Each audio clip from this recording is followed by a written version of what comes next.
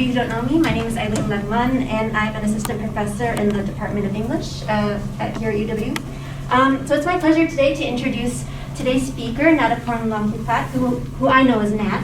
Nat is a PhD candidate in the Composition and Rhetoric graduate program in the Department of English, where she is currently working on her dissertation titled Intergenerational Experiences and Literacies of Thai Chinese Communities in Thailand. Nat's dissertation chronicles historical shifts in Chinese language education in Thailand, from the Phibun regime's eradication of Chinese languages in the mid-20th century to the acceptance and expansion of Mandarin education in the present-day Thai Chinese experience.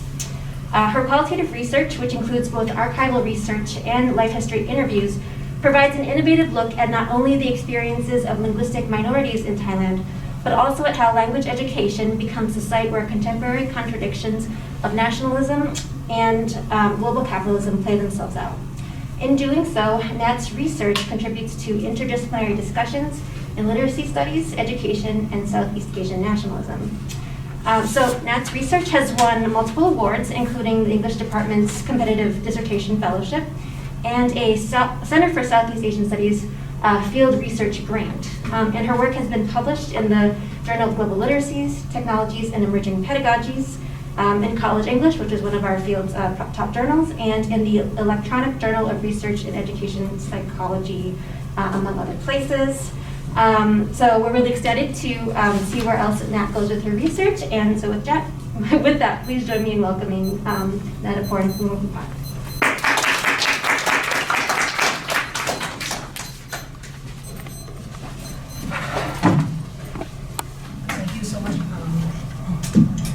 Thank you so much, Eileen, for your kind introductions. And I will set the timer for myself as well, so just to make sure that I'm not running over the time. All right. Okay, so it's my honor to be here, to be invited to be a part of Friday Forums, and also it's a nerve-wracking at the same time, to be honest. And so I'm a PhD candidate in Composition and Rhetoric, English department, and today I'm presenting some part of my dissertation, which focusing on intergenerational literacy of Chinese language learning experience and literacy of Thai Chinese people in Thailand. And since it's intergenerational work, it implies that there are a lot of moves across time, and that's why today I want to talk with you about the shift of Mandarin and Chinese dialect perception in Thailand that stem from changes of national policy and academic context. And here are some of the topics that I will touch upon throughout this presentation. I will begin with a personal reflection that kind of give you a background of where my perspective come from and what kind of motivation that I have doing this research. And then I will define the term that I use in this project for different Chinese languages, and after that, I'll present some significant political and academic timeline that affect the lives experience of people during that time. And then I will, of course, end with like, why does this matter, and have time for you for Q&A. So, I will begin with my story. I was born in a Thai Chinese family and raised in a small province in the lower northern part of Thailand.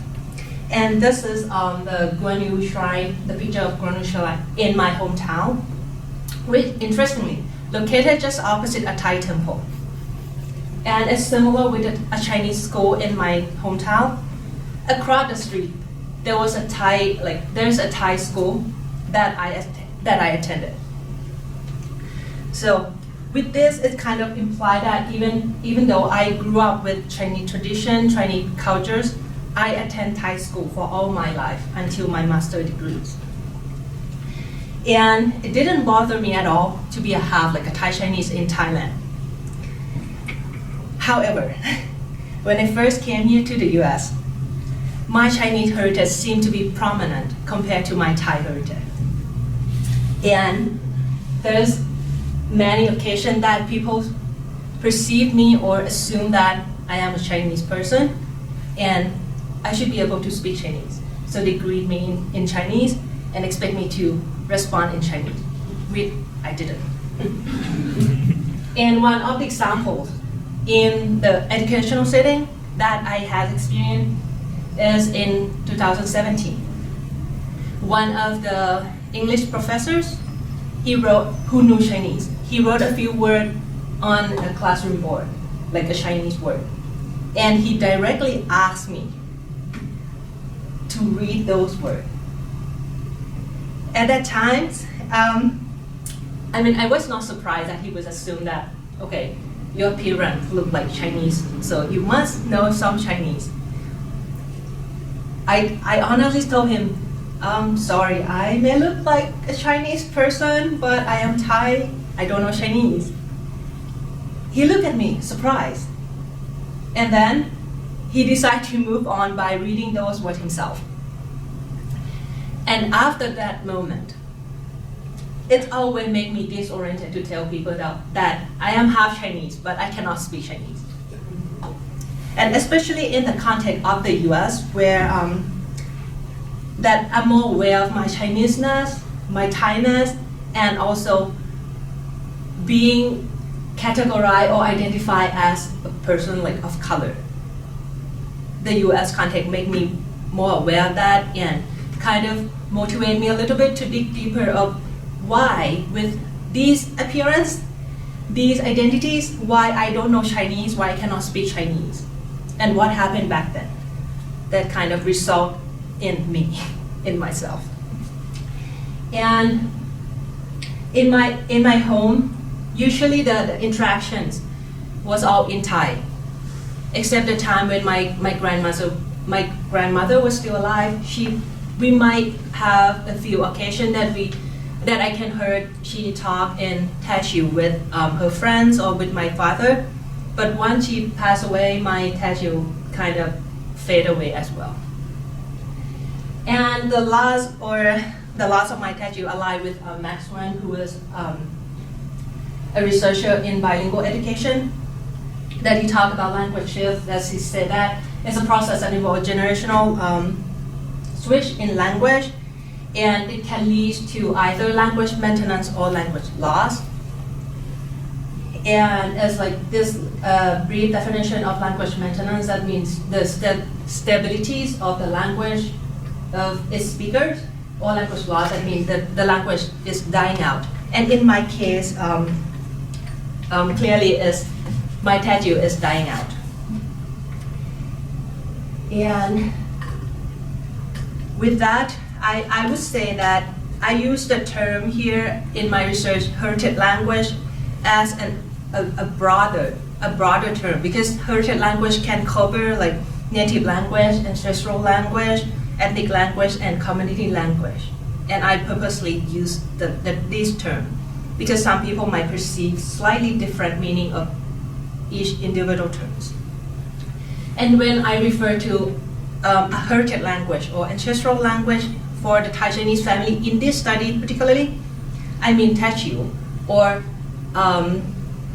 in Mandarin you might say like Chao Shou. But I prefer to say Teochew or Teochew in Thai. And that is my intention to use it. So when I refer to heritage language, it means Teochew. And in Thailand, even though that we have various varieties of Chinese dialects, and according to Chokajit Sampan, who has done research related to Chinese language and Chinese education in Thailand, she kind of grouped it into 5 main categories, which are Teochew, Hokkien, Hakka, Cantonese, and Hainan. But Teochew is the most dominant group in Thailand among these dialects. And to give you some information background about Teochew or Chao Shou, it is a dialect language spoken in city in the eastern Guangdong province of China and by the diaspora around the world. Teochew also become a lingua franca for Chinese people in Thailand that they use in businesses and associations. And in this presentation, I kind of focus on Teochew and Mandarin While Teochew is a heritage language, Mandarin is a language used in school. So when I talk about Chinese school, that kind of implies that I'm talking about Mandarin. And the way that Mandarin has been, actually Mandarin is not like a traditional Chinese language. It became a national language in 1909 by Chinese government. And this document is, it translated into Thai by the Teachers Council of Thailand and published in 1948. And it's a provision that issues by Chinese government for elementary and secondary school, Chinese school overseas. And here it kind of clearly stated that the elementary and secondary school for overseas Chinese must use Mandarin as the language of instruction, except for other foreign languages, or language classes. And with these kind of influence and enactment of the Chinese government, all Chinese schools in Thailand had to use Mandarin as the language of instructions. But actually, I will have some insight later on that it was not like this at the beginning. And so, to reiterate, the heritage language is Teochew, and the Mandarin is the language that's used in Chinese school. And the framework that I use to kind of analyze the experience of the Thai Chinese people or Thai Chinese community is language ecology, which is broadly defined as the study of interaction between any given language and its environment. It's really broad. And to make it make sense for my work, I kind of find a little bit further more information. Even Hawken, who kind of coined this term, suggests that the language environment consists of natural context of the language used and within the mind of the user or psychologically. These frameworks believe that language, similar to living organism, has their lifespan that is dynamic, and it grows and it changes, which is what is happening with the language and literacy of these Thai Chinese communities. So basically, language or literacy is not only represented by the linguistic skill learned at school, but also involve social and ideological construct and imply a symbolic value. That is like the kind of the definition that I want to use it moving forward in analyzing the experience or the story of these people. And so, to put the literacy and learning experience in context, here are some of the theme of the political and economic context that kind of affect or impact the educational situation in Thailand, particularly for Chinese education. And you might see the lighter part here. It will show up later, okay, so don't worry about it. But the first half I want to focus is before Thailand established an official or officially diplomatic relationship with China. What is going on before they become friends, okay? So here's the first part that is going on. And the most suppressive time, according to many researchers related to Chinese education in Thailand, they say that is during the Phibun regimes, which is started in 1938. And even though you can see the red text means regulation or action that result in negative impact for Chinese people and Chinese education. And the green one, of course, shows some positive impact on Chinese people and Chinese education. So even you see something was happened, like the King Rama VI actually issued some act against Chinese, but it was not heavily taken into action until Phibun came to power. So I would start with the Phibun period. So once Phibun came into power, with the fear of communism and also with his nationalist policy, Thaification policy, he issued many regulations that go against Chinese, including closing hundreds of Chinese schools, closing tens of Chinese newspapers, and deporting Chinese teachers and journalists. And this is the political side. At the same time, in the economic side, Phibun also used his cleansing Thai economy by evicted all Chinese look-alike from the government premises. So instead of checking that birth certificate, no, they didn't do that. They just, okay, you look Chinese, gone. They just got evicted. So supposedly, if I was there at that time, I was got evicted from the premises as well. And that was the thing that happening in Phibun period. And you might see that here in 1946, there's only one green text here. It's the gap between the first and the second term of Phibun. That the high-level negotiation between the officers in the governments and Chinese association in Thailand, who somehow have enough power to negotiate with minister and the government, they finally can get the school to teach Chinese for 10 hours per week. And what happened before that is Chinese can be taught in school for only 6 hours or 4 hours or less. And as you know, as a language learner, the less hour or the less time that you interact with the language, you tend to lose it. And that's why these hours matters. And of course, after Phibun came back to his position, to his second term, he got all the policy that against Chinese back. And he also add more. He reduced the quota for Chinese immigrant from 10,000 person per year to 200. And he had a quota for Chinese school in each province. And also, because he leaned heavily on the US, Phibun was a good friend for the US at that time. So he instead and anti-China for sure. So he concluded a series of agreements with the US, including educational exchange, military assistance, and other agreements.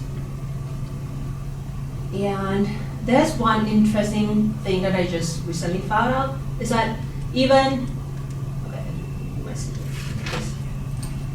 in 1956, even with his openly pro-Western and anti-China, he and his advisor decide to devise strategies of backdoor communication with Chinese government by sending two of Sang Patanotai, who was a close advisor of Phibun,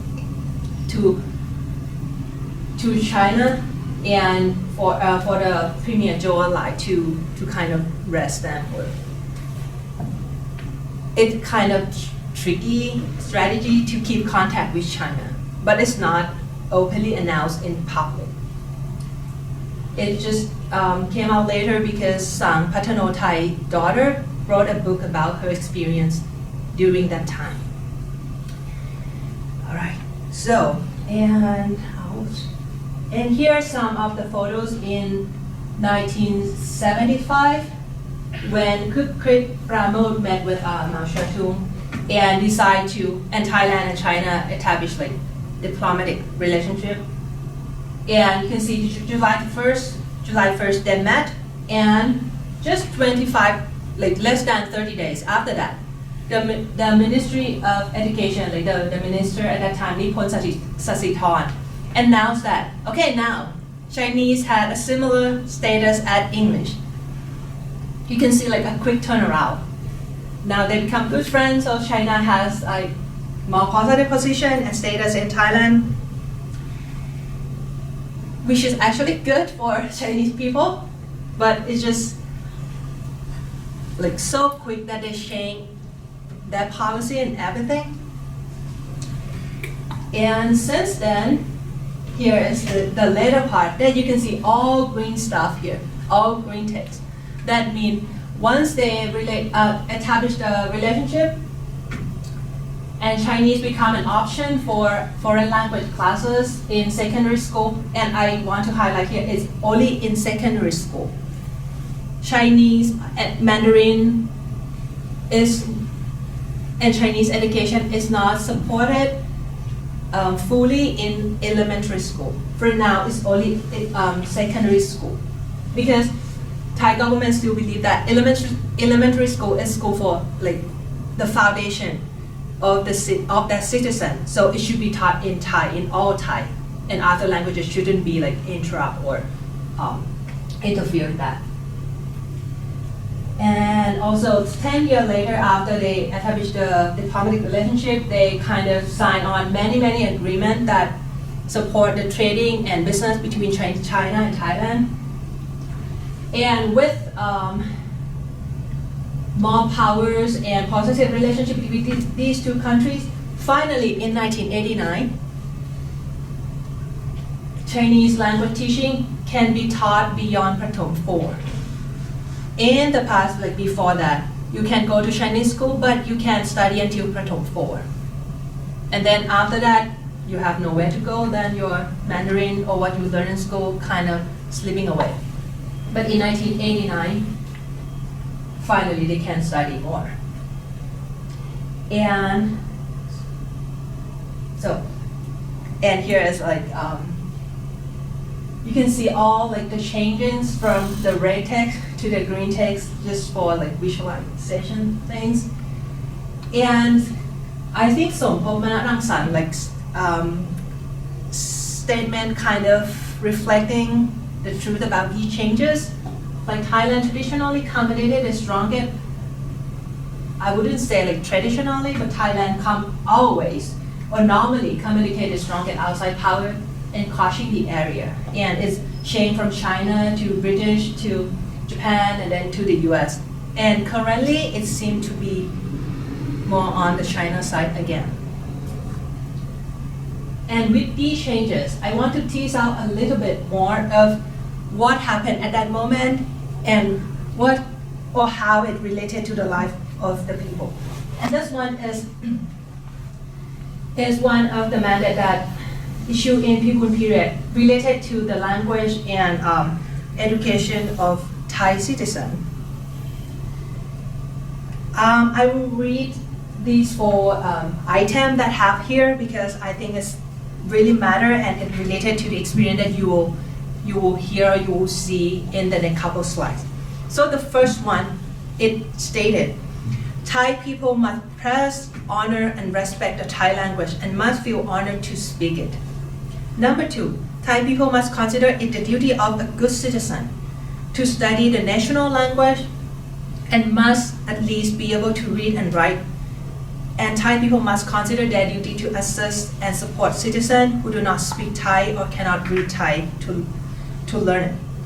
Number 3, Thai people must not consider the place of birth, residence, or regional accent as a marker of division. Everyone must hold it to be true that all born as Thai people have the same Thai blood and speak the same Thai language. Place of birth or accent makes no difference. And number 4, Thai people must consider it their duty to conduct themselves as good citizens and instruct those who do not yet know nor understand their duty. And it's what issued in 1940, June 24th. And clearly these mandates focus on the value of Thai language and learning Thai as like a duties and a pride of the nation. And one of the tools that the government used to enforce the mandates was, of course, formal educations as Resento, which aligned with what Resento, who is a professor in education, say about educations and identity and language, like school are places where young children are taught the correct, usually dominant standard language, where they may come into contact with students from different cultural and or linguistic background, and in multicultural or multilingual system, they're likely to begin to develop identity which include an awareness of the relative social setup and the languages they use or do not use. And in Thailand, it's also the same that in Thai school, they enforce like kind of the value of the nations, like the royalties and religions. Mainly in all school, they have the same principle. And with the mandate and within the Phibun period, I talk with people who kind of experience those, and I would like to share with you some of their story. And here are the 3 people that I have here. So the first person, one is 83 years old. She was born in a middle class family, and her family has lived in Thailand for a long time. The second one is Jeng, who is 79 years old. His dad was an educated Chinese immigrant who met with his mother in Thailand, but his mother was like finished Prathom 4. And Prashad, the last one, who is 77 years old, he was born in a poor family with uneducated parents. And their story, I decide to leave the Thai code for their stories here, but I will definitely translate some of the contents for you. So to reflect on their experiences related to the Thai nationalism policies in that time, one say that in the wartime, and she referred to World War II, they banned people from learning Chinese because they were afraid people would become communists. I was around 5 or 6 years old when the government closed the school. And once the war ended, we could go to school again. However, they stopped teaching Chinese. They had only Thai classes. And in the past, when they saw people gather, or if there were 4 to 5 Chinese people talking, the policeman would just arrest them and accuse them of being communists. So that is one. And during World War II, those policies were more like intensively enacted or enforced because Thailand at that time allied with Japan, who is like the enemy of China. And also Jeng also reflects a similar thing, talking about his experience learning and teaching. He was a Chinese teacher for 50 years. He said that after I finished grade 4, I stayed for 2 more years to learn Mandarin with the teacher, even without any certification. And when I finished grade 4, I took an equivalent test to get the certification. And the reason that, and I asked I asked him kind of like, why you have to stay like that? Like, he just enjoyed learning Chinese and learning Mandarin, and he wanted to teach Chinese. But he said like, well, how can we get the degree or certification when the government didn't support us? So he had to stay there, even he know that he's not gonna get anything out of it, but he just want to learn and get experience. And also, he said that they were afraid of communism, and the public security officer always visited the school. And they cannot gather for more than 7 people, including student. If they say student with maybe 1 teacher standing in front, and if the teacher look like Chinese or the student look like Chinese, if there are more than 7 people, they will have problem. And also he confirmed that during the Phibun period, they closed the school, so he had to stop going to school for a while, but when the government was changed, the school was reopened.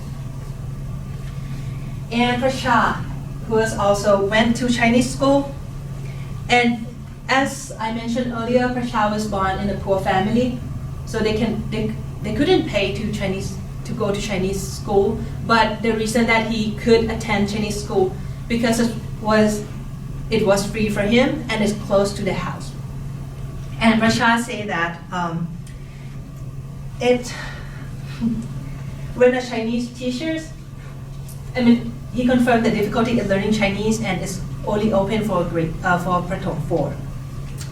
And he said that when a Chinese teacher was teaching, and if an officer was coming to school, a Thai teacher would run to the Chinese class and whisper to the Chinese teachers. And then they will erase all the Chinese letter on the board and write the Thai word instead. And it's a collaboration between Thai teacher and Chinese teacher, and they had to do that because or else the school will be in trouble. And it was always interrupted by policemen, and even when his mother sent him to private school. And it's interesting here, even his family was poor, his mom still dedicated the money for him to go to the Chinese lesson. But even that, it didn't work for him because the teachers were teaching him next to the opium den. And it's call for the policemen. So the police were always there and they got interrupted all the time. So he didn't learn a lot from that. And one thing that he mentioned that related to kind of the US as well is that he said that there was a radio stations that an announcer would say that Thailand was a lapdog of the US. And the person who said it was a Thai who fled to China, and he also he said we didn't know where the radio station was but everyone in the Chinese community would gather together around 10 to 11 p.m. and kind of listen to the radio, turn it on, and keep the voice down, or else they can got caught just listening to it. Because at that time, they say Thai people were really afraid of communists. And these stories agree on two things, for sure.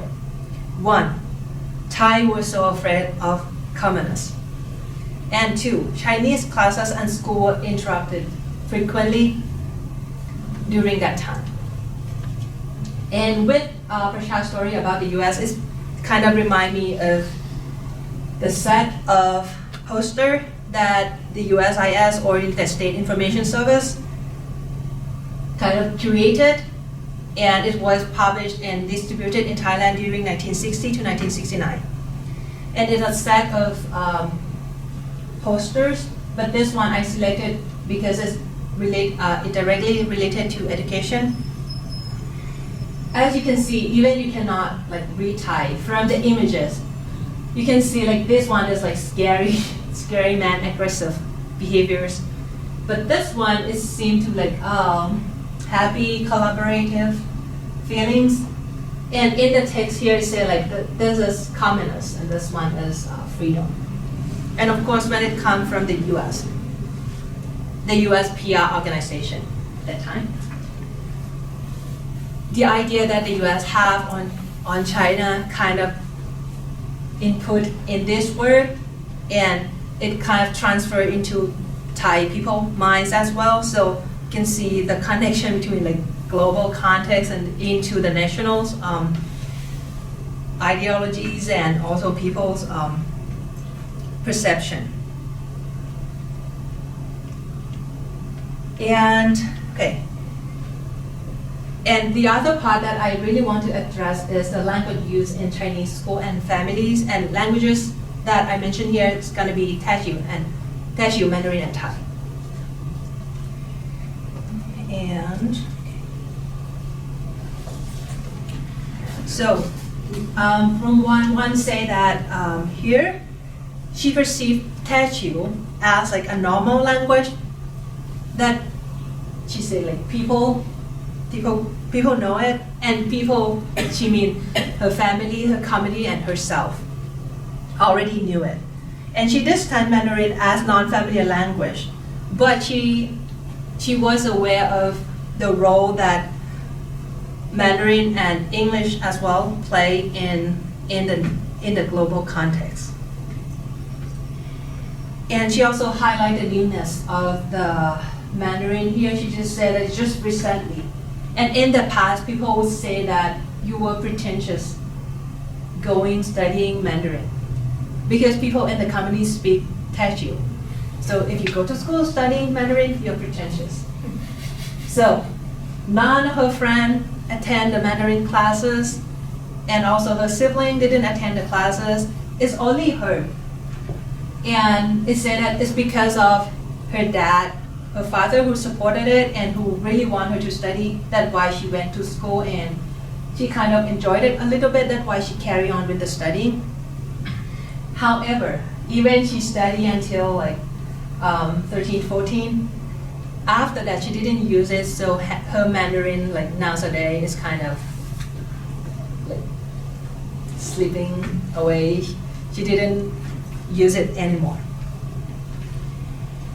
And which is similar to Prashad's experience, that he was learning Mandarin in school, but never used it.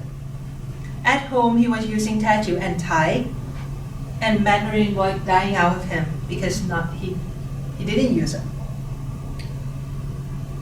And Jane, who actually who learned Mandarin at school as well, and his family also used Thai and Teochew at home. But his dad, who spoke Teochew and can read like Chinese characters, also had to switch from using Teochew to Thai because his children couldn't understand him speaking Teochew. So he forced to change it to speak Thai for the sake of his children. And he didn't force, he supported them to go to school, but he didn't force them to like learn Teochew or anything. And also as he was a teacher, he said that in the past, in the old days, the Chinese school also taught by the Chinese dialect, like Teochew, Hokkien, or Cantonese. But until the government, both China government and also Thai government, kind of enforced the Mandarin as a language of instruction, that's why after that he had to follow them. But he still need to practice Teochew. He didn't learn Teochew when he was younger. He learned it later because he need to communicate with people in community outside of school. That is his experience, and he also mentioned about the support of the government. That in the past, he said that the government didn't support us. He barely get his salaries, and he had to ask for donation from the Chinese people in the communities. But now, if he reflect on that, as it's greatly supported, Chinese school and Chinese education is greatly supported, and they have Confucius institutes from mainland China. And this was not a thing in his day, is what he say. And it's also harder for Chinese people to enter Thailand, but it's a lot easier for Chinese people to come to Thailand currently. And he mentioned Confucius Institutes, or Hanban in Chinese, which originally called the China National Officers for Teaching Chinese as a Foreign Language. And it was established in 1987. But the first school that was set up in Thailand is in Trimit High School in 2006. And as far as I know, 13 years after that, right now there are about 30 institutes and classrooms that collaborate with the Confucius Institutes. And okay, those are the big shift, and this is like the current trend, and now we get back to the current moment. Here are some examples of the thing that's going with the Chinese education now. Like the first one here just happened last year, is the first Chinese international school in Thailand. It's a collaboration between universities and China. And then these are kind of the promotional material for many international schools that offer trilingual language, including Thai, English, and Mandarin. And these two are kind of reflected how Mandarin become really popular and supported by the government. This one, these two kids have totally different background. This one is, he is a son of my friend who like 100% Thai. They don't have any Chinese heritage, but his son started learning Mandarin at the age of 6. And this girl here is my niece. Of course, she has Chinese heritage, but she hasn't started learning Chinese in school yet.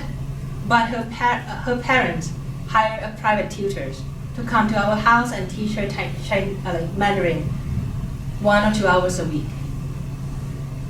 But interesting fact is that no one in my family speak Mandarin. The question that I have for her right now is that if she learn Mandarin, who is she going to speak to? Because no one can. And I asked my mom, actually, Mom, you know what, you should learn Mandarin too, so you can speak with her. But yeah, it's all up to my mom. So you can see here now, like the younger children start learning Mandarin more and more and more. But at the same time, the Teochew or their heritage language are kind of in either the background or in the ground. So it's like really gone. We can still hear some word in Teochew that my mom still use, but it's only at word level. It's not in sentence level, it's not in conversational level, it's just words. So, that is all the story. And the last question that I have, like why this topic matters. Personally, for me, I think it's essential to address the historical and political changes of policy because they play important roles in shaping and changing the ideology around like literacy and language of, in this example, of the Thai Chinese families and their communities, and they could lead to either like the maintenance or the loss of the language. And actually, as I would say, recently, I don't know why, but my ear more receptive to the story of language shift of immigrant or people who move to the U.S. Like I talked with a few friends in the past few weeks, and I heard the similar story of their parents are not using the heritage language. They speak it, but they don't teach it to their children. So the children cannot speak the heritage language. Like I talked to one, like their parents speak Hindi and Tamil, but she doesn't know Tamil. She can speak some Hindi, but of course she can speak English. And that kind of made me think of the way that the global context and the global language kind of replacing both like heritage language and replace, I would say, global language and national language kind of replace the heritage or local dialect, which troubling for me because the heritage language is kind of is a part of our root, I think, and it's a part of our identities. And if we kind of lose that root, it might lead to like identity crisis for some people, or even the connection in the family across generations. And yeah, and I will just leave with that. That is the end of my presentation. So thank you so much for coming to this talk, and